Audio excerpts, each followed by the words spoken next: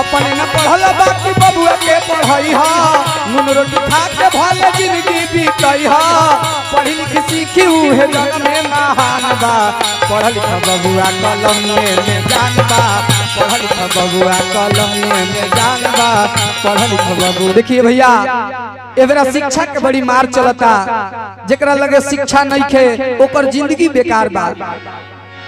यह देख के शिक्षा के बारे में कुछ बतावे का प्रयास करतनी आप सबके अच्छा लगी तो जरूर लाइक शेयर कमेंट जरूर करब।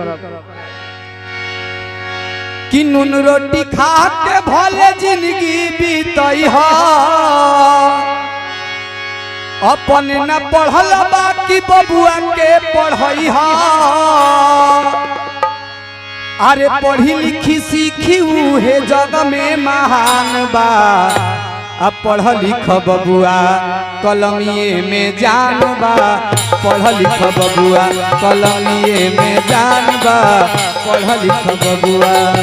नून रोटी खा के भले जिंदगी बीतई हा अपने न पढ़ल बाकी बबुआ के पढ़ई हा पढ़ी लिखी सीखी उहे जग में महान बा पढ़ लिख बबुआ कलमिए में जान बा पढ़ लिख बबुआ कलमिए में जान बा पढ़ लिख बबुआ।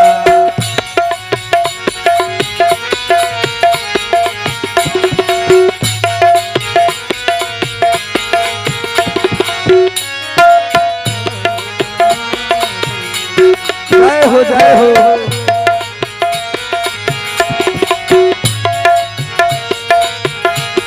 क्या बात है क्या बात है। लड़का उतने लड़ा लड़का कहता आगे इहे पढ़ैया बाबा साहेब जी कइले शरीर की शिक्षा के अलख जगइले इहे पढ़ैया बाबा साहेब जी कइले घरे घरे शिक्षा के अलख जगइले पढ़ी लिखी रचती हले देख संविधान बा पढ़ी लिखी रचती हले देख संविधान बा पढ़ लिख बबुआ कलमिए में जान बा पढ़ लिख बबुआ कलमिए में जान बा पढ़ लिख बबुआ।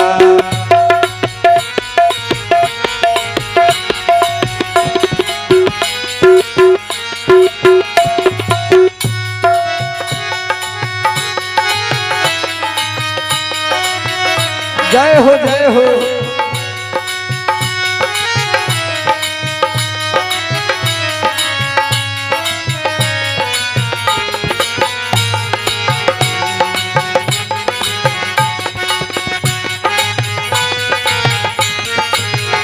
लड़का कहता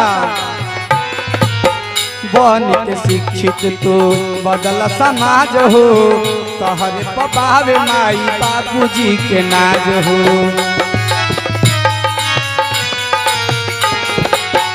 बन के शिक्षित तो बदल समाज हो तहरे पबावे माई बाबूजी के नाज हो पढ़ लिख लोगवा के अलग पहचान बा पढ़ लिख लोगवा के अलग पहचान बा पढ़ लिख बबुआ कलमिए में जान बा पढ़ लिख बबुआ कलमिए में जान बा पढ़ लिख बबुआ कलमिए में जान बा पढ़ लिख बबुआ। अपने न पढ़ल बाकी बबुआ के पढ़ई हा नून रोटी खा के भले जिंदगी बीतई हा पढ़ी लिख सीखी उहे जग में महान बा पढ़ लिख बबुआ कलमिए में जान बा पढ़ लिख बबुआ कलमिए में जान बा पढ़ लिख बबुआ कलमिए में जान बा।